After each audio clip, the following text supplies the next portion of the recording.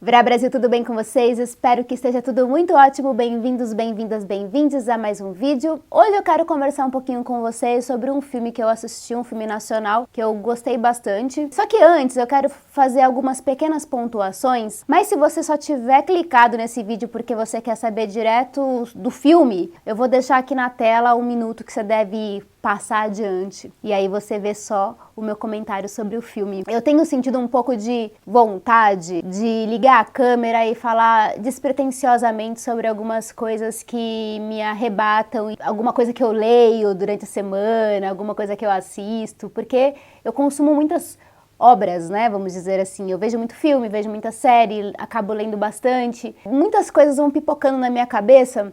E por isso que eu acho o formato do podcast uma coisa muito bacana, né? Porque mesmo quando ele é um pouco mais extenso, as pessoas acabam ouvindo. Eu particularmente gosto muito de podcast que seja longo, porque aí eu vou fazendo uma faxina enquanto eu escuto o podcast, enfim, e eu curto muito esse negócio de você poder desenvolver mais as ideias. Eu sinto que o canal do YouTube é um pouco restrito nesse sentido, porque a gente tem que ir direto ao ponto mesmo, sabe? Senão a gente perde o timing, né? A gente perde a audiência logo nos primeiros minutos. Tendo em vista tudo isso, eu queria colocar uma coisa antes de falar sobre o filme, que é em relação aos comentários que eu vi desse filme depois que eu terminei de assisti-lo. E é um filme que chama-se A Nuvem Rosa, que eu vou falar daqui a pouco mais sobre ele, mas o fato é que eu gostei bastante e aí eu me deparei com diversos comentários absolutamente negativos, principalmente do público brasileiro, muita gente falando mal, criticando o cinema nacional. E eu já cansei de falar inúmeras vezes por aqui, já cansei de recomendar. Cansei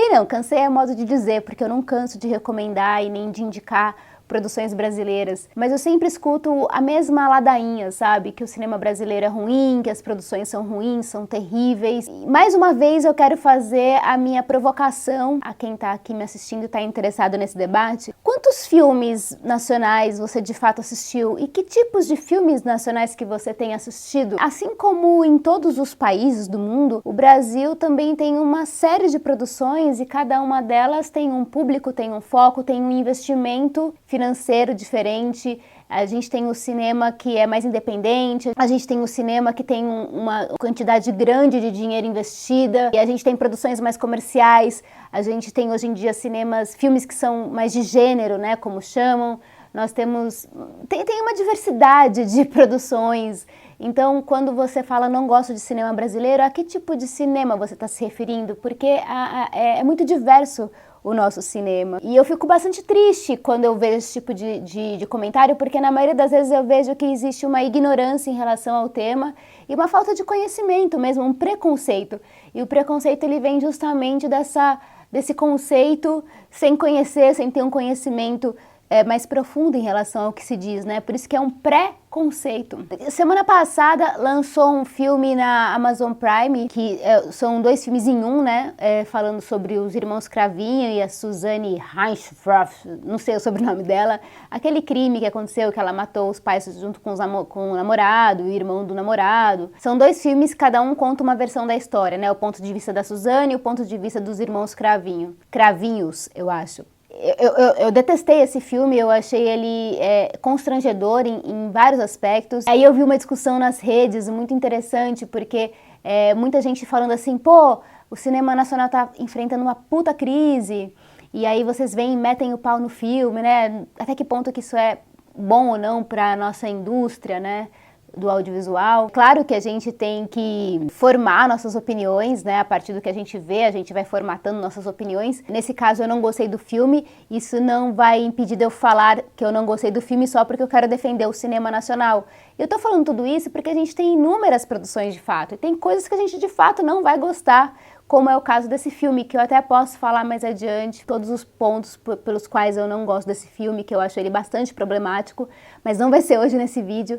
Mas eu só queria pontuar essas pequenas coisas, porque a gente tem muito preconceito mesmo em relação às nossas obras. Toda vez que eu faço um vídeo falando sobre cinema nacional, a audiência é baixíssima, assim como esse também vai ter audiência baixíssima, mas eu não vou desistir. E tendo em vista todo esse meu pré-discurso, né, essas minhas falas iniciais, eu não vou continuar aprofundando esse assunto, porque não estamos num podcast, mas eu quero falar sobre o filme A Nuvem Rosa, que estreou no Festival de Sundance esse ano. E teve uma estreia bem tímida nos cinemas brasileiros, em algumas salas, muito por conta da pandemia, né? As estreias estão bastante afetadas, inclusive o público, né? Acho que aos poucos as pessoas estão começando a ir aos cinemas, mas ainda é uma volta bastante tímida. Esse filme está disponível agora no Telecine Play, então quem tiver acesso a esse streaming pode assistir e quem não tiver pode usar outras vias, deem seus pulos, e foi através dos meus pulos que eu assisti. É a primeira direção da Yuli Gerbasi, eu acho que é uma excelente estreia nesse primeiro longa. E a sinopse é basicamente essa: uma nuvem rosa aparece inesperadamente no planeta, não é no Brasil, é no planeta. E essa nuvem é uma nuvem tóxica e ela mata as pessoas em 10 segundos. Então você ficou ali 10 segundos respirando aquele ar, puf, você morreu. E como essa nuvem aparece inesperadamente, as pessoas elas são obrigadas a ficarem presas dentro de casa, então elas não podem mais sair. Alguma semelhança com a nossa realidade, é mera coincidência, porque esse filme ele foi escrito ali entre 2016 e 2017, foi filmado em 2019 e ele foi editado em 2020. Eles já começaram um processo de edição desse filme quando a pandemia estava se instaurando no nosso planeta. Então, muitos elementos que aparecem no filme parecem meio proféticos até, porque tem cenas que você vai assistir e você vai falar assim, caramba, a gente viveu exatamente a mesma coisa que está acontecendo nesse filme agora, durante a pandemia do coronavírus. E o fato é que o foco da narrativa vai ser num casal. Então vai ter no filme a Giovanna e o Iago, que eles estão ali no meio de um date na casa da Giovanna. É uma transa ali casual, você percebe pelos poucos minutos de filme que aquele casal não vai pra frente, mas aí vem a nuvem rosa e de repente eles se veem presos nesse apartamento e não podem sair. E assim como a gente pensou que o coronavírus ficaria por 3 meses só no planeta Terra, no filme eles pensam que a nuvem rosa vai ser uma coisa passageira e que logo mais cada um vai continuar vivendo sua vida. O que não acontece, isso vai se estender por muito tempo. A gente vai acompanhar a história desse casal que de repente tá nesse apartamento sem ter escolhido estar junto nesse apartamento e o tempo vai passando e eles vão ter que encarar essa realidade de se enfrentar. Então eu observo que a proposta dessa diretora era discutir justamente essa questão do quanto a gente suporta esse relacionamento mais íntimo em relação a uma outra pessoa. Essa relação mais intimista é mais importante do que o evento da nuvem que está acontecendo lá fora, saca? Porque a gente não vai ter grandes explicações sobre essa nuvem. Algumas reportagens de jornal vão aparecendo, mas não tem muito uma explicação, eles não conseguem nenhum método como a gente conseguiu solucionar com o uso de máscaras, álcool em gel para poder sair às ruas. A gente não tem nenhuma informação que vem do lado externo desse casal, desse apartamento. As poucas informações que chegam é quando eles ligam algum noticiário ou informações através de telas, né, que eles conversam com outros personagens. E a gente sabe também que é um recorte bastante específico de classe social e de um país que é absolutamente organizado nesse sentido, porque eles têm uma estrutura ali que é óbvio que isso não aconteceria no Brasil, por exemplo, né? Então, de repente, o governo começa a mandar comida para eles através de drones, né? Tem toda uma estrutura ali para eles receberem comida, não falta luz, não falta água, não falta comida para essa galera. Então, esse recorte dessa história é mais para discutir essa relação desse casal do que propriamente essa nuvem rosa. Mas a nuvem rosa, obviamente, vai representar muitas coisas dentro desse relacionamento. Inclusive na estética do filme, que ela acaba usando dessa cor rosa para ambientalizar todos os estados internos desses personagens. Ela vai usar essa cor rosa no começo como uma coisa mais romântica, mais suave, esse rosa vai se tornando mais avermelhado em momentos mais tensos. E a gente vai observando o desgaste dessa relação à medida que o tempo vai passando, porque é absolutamente impossível a gente viver 24 horas com uma pessoa, somente com ela, né, num lugar e você não ter conflitos, ainda mais com uma pessoa que você não conhece, que você não escolheu de fato viver 24 horas com essa pessoa. É como que a gente lida com as nossas liberdades individuais, os nossos anseios individuais. Logo no começo da história, quando eles descobrem que eles vão ter que ficar ali confinados, a Giovanna coloca algumas questões ali pro Iago, né? Que ela não quer ser mãe, que ela quer viver a vida dela de forma independente, né?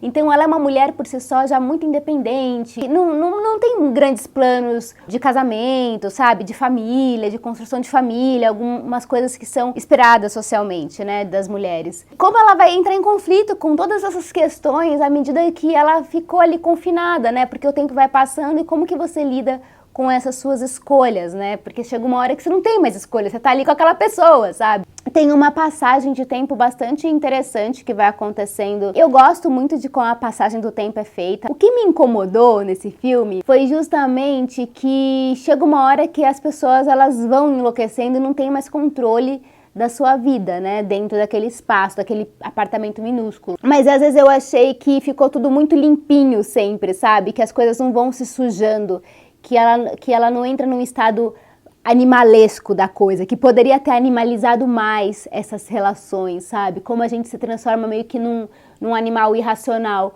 quando a gente está vivendo no limite das situações, né? Então eu gostei muito desse filme, tanto tecnicamente, porque eu acho que a fotografia dele é muito bonita, eu gosto muito do roteiro, eu gosto muito dos diálogos desse filme, dos silêncios que tem, da monotonia que se vive desse casal, e essa investigação sobre esses pequenos detalhes cotidianos da vida de duas pessoas me interessa bastante. Então é um filme bastante existencialista e nesse sentido eu gosto muito dele. Tem algumas escolhas que talvez eu faria um pouco diferente e talvez incomode o fato desse lugar do fantástico, né, do elemento fantástico da Nuvem Rosa não ter tantas explicações como algumas pessoas talvez quisessem que tivesse, né, explicações maiores, porque nessas realidades distópicas, né, nesses cenários pós-apocalípticos, né, sempre tem uma explicação dos eventos e tem uma ambiência externa muito bem norteada, o que não acontece aqui. A gente vai ter a experiência durante esse filme da monotonia cotidiana. E a Nuvem Rosa ela vai trazer inúmeros significados. E é muito louco, porque esse filme foi, de fato, profético, porque muita coisa de verdade que a gente vivenciou, que a gente viveu, tá ali no filme e ele foi feito antes de tudo isso acontecer com a gente, sabe? Talvez, se a gente não tivesse vivido a pandemia, eu conseguisse até cavucar mais elementos que aparecem no filme, mas eu fiquei muito influenciada pelo nosso cenário da pandemia, do contexto atual. É uma temática que a gente vê com menos frequência no cinema brasileiro, mas cada vez mais eu vejo pipocando filmes com essa temática, séries também, tem muitas séries brasileiras que estão abordando a ficção científica de maneira bem interessante também, e quanto mais a gente consumir, mais a gente assistir esse tipo de filme, mais as pessoas vão se empolgar e trabalhar mais dentro dessa temática, desse gênero, enfim, né? É tudo cíclico na arte, a gente consome e os artistas se inspiram, se empolgam e produzem e criam e é assim que funciona. E precisa ter investimento público, né? Políticas públicas de incentivo aos artistas e à cultura nacional. Enfim, ficou um vídeo longo pra caramba, eu nem tava esperando, nem tava contando com isso, mas eu acho que às vezes falar um pouquinho assim, sem muito roteiro, sem muita formalidade, até um alívio pra mim, sabe? Tô bastante perdida com o que tá acontecendo aqui no meu canal do YouTube, cada vez mais inscritos, cada vez menos visualizações, eu acho que é um problema dos nossos tempos, eu acho que é um problema, nem sei se é um problema, né? A gente fica buscando probleminhas, pelinhos em ovos, né? E é isso, assiste quem puder assistir, né? E estamos aí. Quem tiver a fim de um bom debate, de uma conversa, sempre será bem-vindo aqui no Vratatá. Um beijo pra vocês, apoiem o canal se for possível no Apoia-se e a gente se vê no próximo vídeo. Tchau!